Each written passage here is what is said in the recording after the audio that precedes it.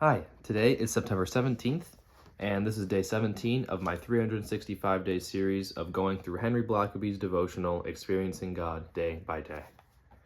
The title of today's devotional is The Glory of the Lord. 2 Chronicles 7 verse 1 says, "When Solomon finished praying, fire descended from heaven and consumed the burnt offering and the sacrifices, and the glory of the Lord filled the temple." The glory of the Lord is his presence. When God occupies a place, his glory is unmistakably evident. God has high standards for where he will make his presence known. He does not respond to our whims or come on our terms.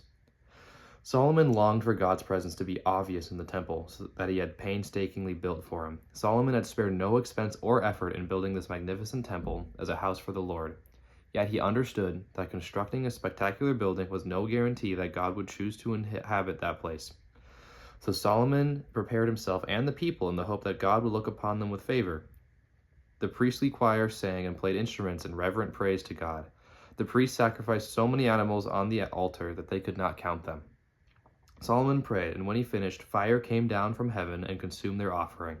The glory of the Lord filled the temple. God's glory was so overpowering in Solomon's temple that the priests could not carry on their normal activities. There is no mistaking when God inhabits a place.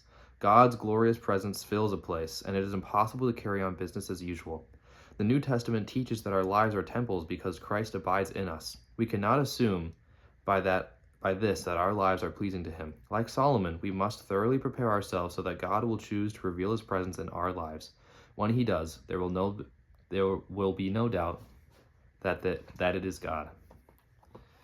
I know that when I'm in a place of worship and I feel so connected with God, and people that I'm surrounded by are connected with God, that I really do feel God's presence so strongly around me.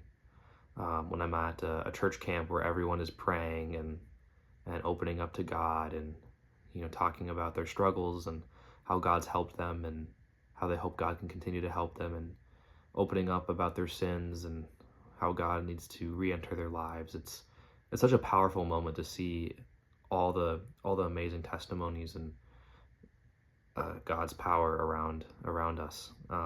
And conversely, I know that there are many times where I'm fearful of like outwardly expressing my faith, and then I feel disconnected from God. And when I pray, I feel like I'm only praying at the surface level and not really deeply meaning what I desire. And that's another thing to pray for too, is to always ask God to help you prepare yourself for his glory, for his presence, because like it said in the devotional, God does not come for any reason, on anyone's terms. He only comes on his terms. And if you're not prepared and you're not fully accepting of God's terms for his presence, then God's presence won't be there.